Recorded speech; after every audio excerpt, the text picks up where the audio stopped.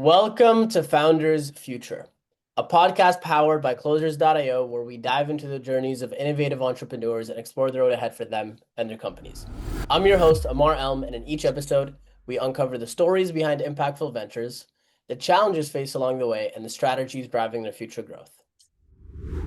Today, we are absolutely thrilled to be joined by Mike Kuczkowski, the founder and CEO of Orange Fiery. This is an award-winning strategic consulting and communications firm specializing in high-stakes positioning, communications, and purpose-driven branding.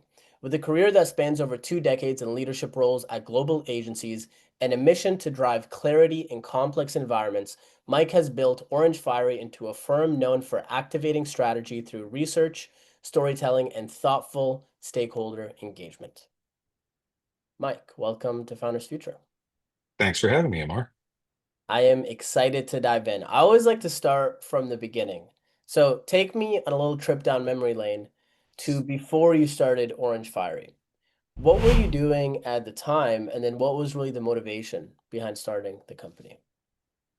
I might even go back a little bit further than that. So I started my career as a journalist and I was a reporter for about 8 years coming out of college.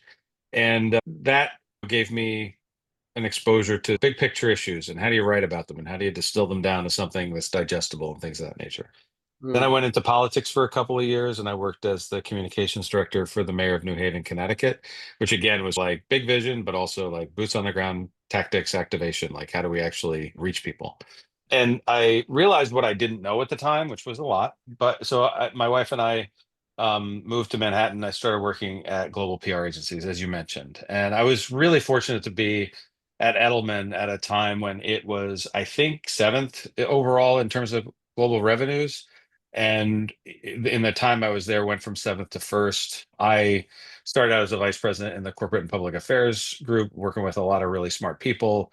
And sort of when I left Edelman, I was a general manager and I'd been a global client relationship manager, had a chance to run global business. I had a chance to collaborate across public affairs and marketing and corporate communications, things I knew and lots of things I didn't. So Hmm. I had a breadth of knowledge. And one of the great things, Pfizer was my global client relationship that I managed. And we were in a lot of markets. So I learned a lot about global, but I also learned a lot about when communications should be asking different questions and should be thinking differently about the problems that it's facing. A lot of times we have a little bit of a tendency to be the answer to the problem before we really know what the problem is in the communication sphere. So I started at Edelman, a group called Edelman Consulting, which I liked quite a bit.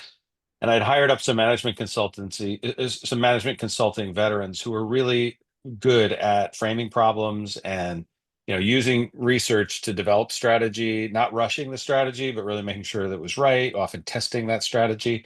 And it opened up a whole new world of opportunity for me in terms of what I saw the business could be.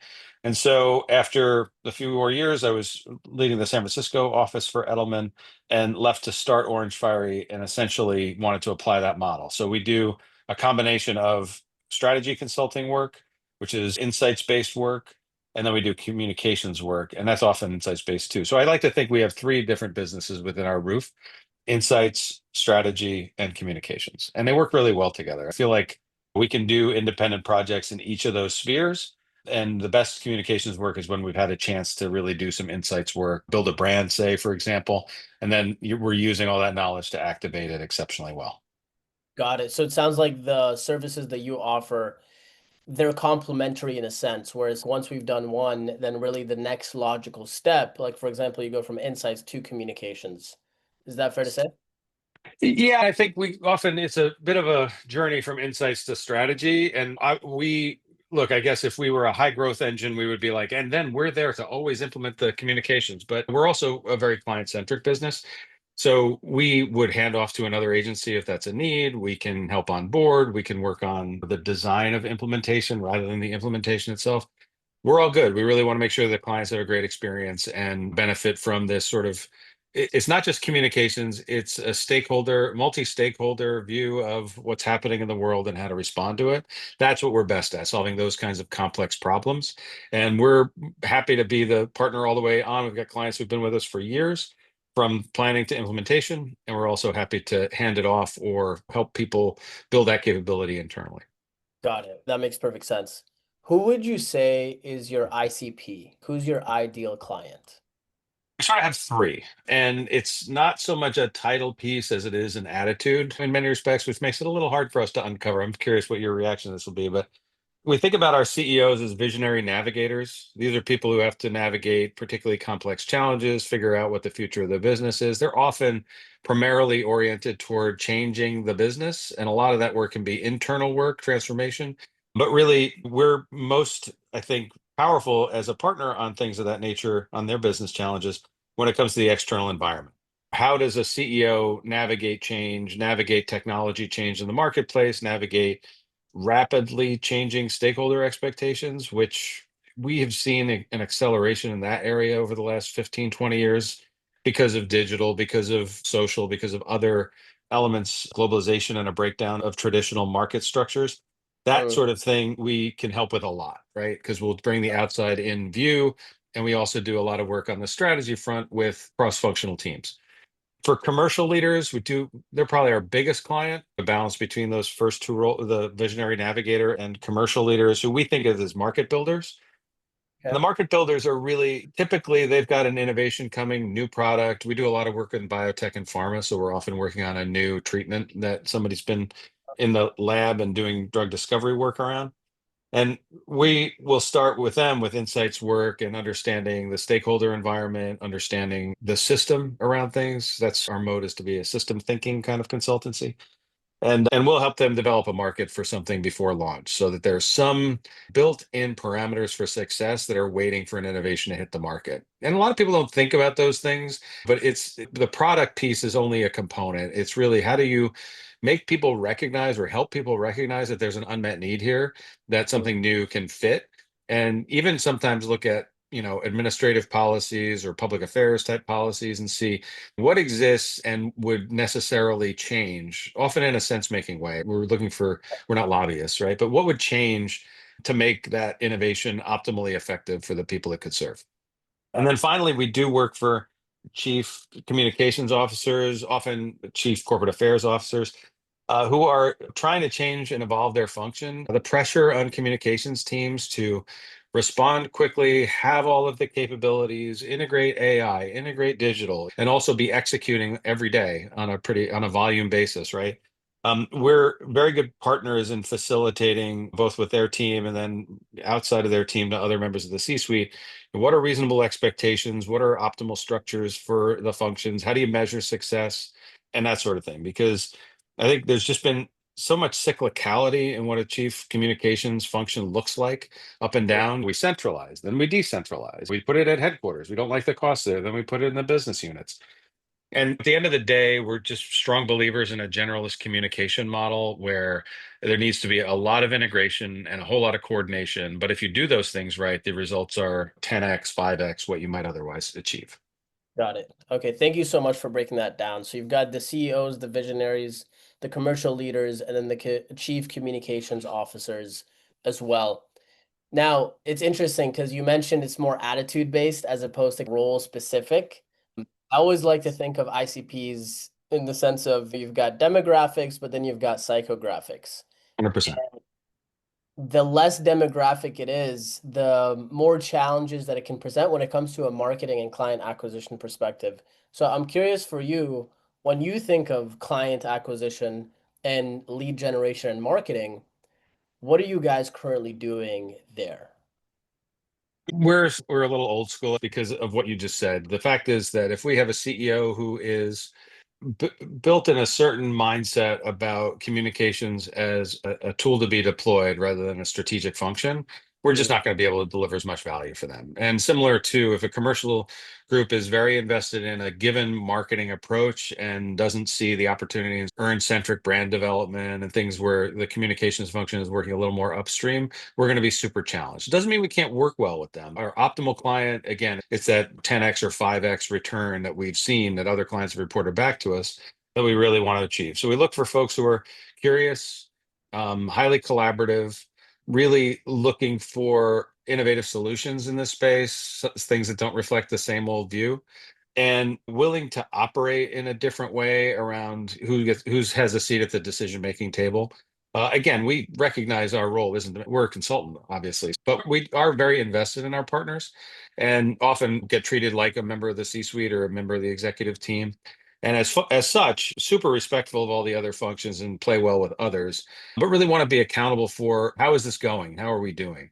For some clients, many who are transitioning from like a phase 2 program in biotech or pharma to a phase 3 and then approvability, in that role, we're doing all of the work to get the comms piece in good shape, often working with the marketing team. Are there tools you need, like a new website or an updated corporate website? What do you need to evolve to be able to meet expectations? All of that. Those are pretty big decisions. We want to have the right tools and the right people to be able to implement those decisions, but we don't want to like just be in the order taking mode that you can sometimes be in a communications agency. Really make sure we're really clear on what clients want and have an influence on what that means, and then be able to implement solutions. Cool. Which channels are you leveraging when it comes to customer acquisition? We do a lot of phone calls with our existing network. We have a newsletter, and we also are titularly using LinkedIn. I say that because I can't help but be active to see where my network is. I've been fortunate to have a pretty good career and have established a lot of relationships. So I do spend a lot of time on LinkedIn just seeing where people are at and what they're up to. It's a great way to learn as well. I'm often contacting people, vice versa, who I've worked with in the past, just to keep the conversations going.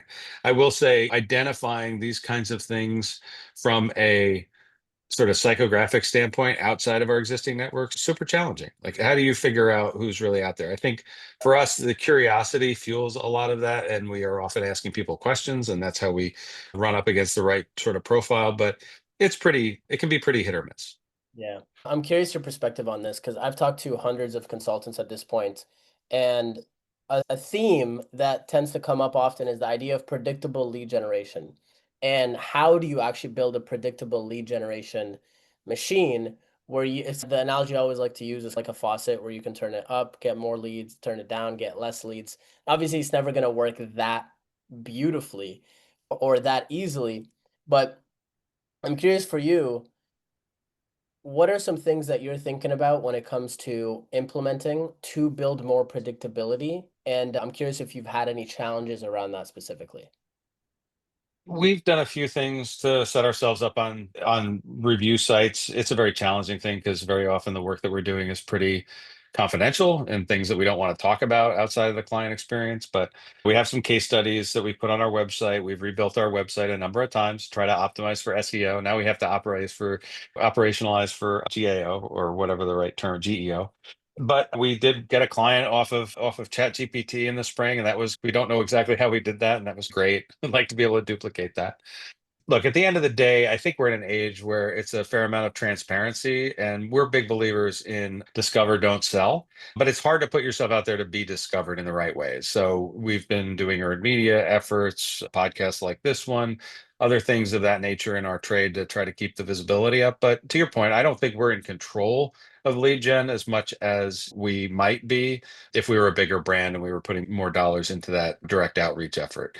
But it has its own challenges. I get a lot of lead gen emails myself, and the last thing I really want to be is a pest in someone's inbox. I'd like to find the right people to have the right conversations with. Our network does seem to be working, our network and being in touch with people does seem to be a reasonably efficient way to do that. Yeah. I really don't like the approach of reaching out to people randomly and instantly come up with a pitch. It's not effective. It's not effective. And it's not the way that people want to be communicated to nowadays, especially because we're in a trust recession. I don't know if you've heard that term before, but people are tossing it around all the time. When you think of your vision and where you want to take the company, let's say over the next 12 months, are there any specific revenue targets, performance targets? What are you really aiming for? The measure of success for the business for me is always client success, and it's always around doing work where we're getting feedback that they couldn't have done something without us, and that has come through for us over and over again, and I'm going to continue to want to see that as our primary metric. We're very fortunate. We are not doing commoditized work in our space, and that is a gift, and I want to keep that gift giving. It's challenging sometimes when clients are in a disrupted period and aren't sure exactly what do they even need. Would our services help them or somebody else's entirely? But we are in a moment where the sort of external environment, there's enough complexity out there that does involve intangible value like brand, like communications, like marketing. And I believe we have some really interesting products to help people solve with those types of problems. So in any event, I'm not trying to drive a revenue target. It's a startup bootstrapped company. I don't have investors that at the moment I have to be accountable for the financial returns. What I really want to do is keep doing unique bespoke projects for clients that tap into what we can do. I'll say this, I had a mentor early in my career tell me a four-part framework that works for business success. One is work for clients that you respect, that are meaningful clients, either that they have importance from their size or their scale or the work that they're doing or the emergence of their technology. Work on issues that are at the top of that client's agenda, which we always seek to do with people you like and have fun doing it. And if you have three out of those four things going on a given day, you're successful. That formula has worked for me for 20 odd years, and I don't think it's going to change anything anytime soon. I love that. I love that. I really like that framework. Are you looking to scale the company? Within reason, yes. Smartly, yes. I think we have had ups and downs as a company over 10 years, 11 years. And I think I would like to have ongoing revenue capabilities that we could just make sure that we were feeling secure about. But as clients change and challenges change, like there's always going to be turnover given the nature of the business that we're in. I think the ideal world for me would be just continuously see that people understood what we did enough to be able to call us when they need us. And Mm, that's a combination of a couple of things. You have to have the visibility there too. But we recognize that the people we're trying to interact with, those client profiles, the ICP, as you put it, that we're talking to are busy people who just need to continue to drive the outcomes and lead the organizations as they are. We want to show up on the radar for them at the right time in the right way to be able to be helpful. yeah. What do you feel like is the biggest challenge to taking this even further, to scaling this even bigger, faster? What do you think? I think one of it's there's a ironically for a communications company, we have a challenge of language. So I think people who hire communications firms have come to expect a certain thing, and it tends to be downstream and execution oriented and campaign driven, and that's fine. Because we work more in the corporate communication space, and maybe because we work more in the regulated environment of healthcare, we view it a little bit differently in terms of what we do. But we are actually really genuinely doing strategy projects full stop that are not communications implementation. And I think that's just because the external environment before brand, things like that are so essential and people are finding that to be true more and more. It's more and more obvious to them. So I think we have a little bit of a lexicon challenge in that I don't know exactly how to describe some of the intangible benefits of working with us. Because actually, candidly, if they're complex problems, it's not like you can describe the problem to people in a way that they can say immediately, aha, that's what I'm dealing with. And that's been true for me for 20 plus years. So I think just making sure that we can be thought of as a thought partner by people who are facing these types of challenges is the most critical thing. Yeah. I'm super curious if you could give the younger version of Mike before or right before you started the company, if you could give yourself a piece of advice at that time that you didn't know then, you know it now because obviously you've been in business for over a decade, but you didn't know it when you first started. What do you think that would be? I would probably offer two, and I probably knew them both at the time, but it would be a matter of like allocation of resource. Number one, just figure out that maintaining the touch points with your network and with your clients and building that CRM piece and making sure that you have some rhythm of communication with people. That's been a big challenge for us in part because all of us on our leadership team so love the work and we tend to go get the client, do the work, and then come back and say, oh, need to go get a new client. And boy, wasn't that a great project? We need to tell other people about it in the right way.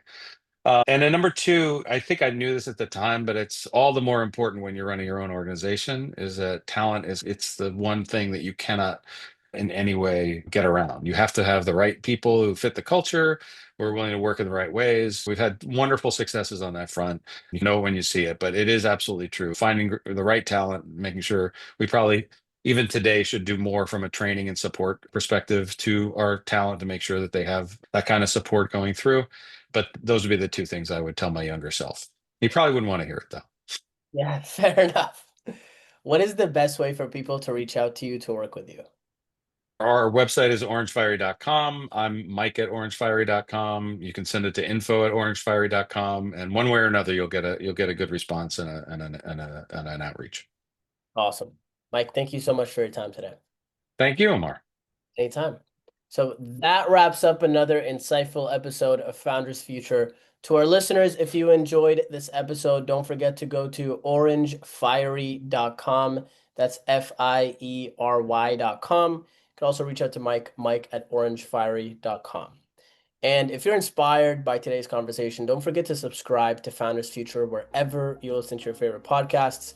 And if you are a business owner and you're looking to scale your business and you want to learn the blueprint that took us from 0 to 30 million in 26 months to really enhance your sales and marketing efforts, visit closers.io to discover how we can support your growth journey. Until then, keep on climbing.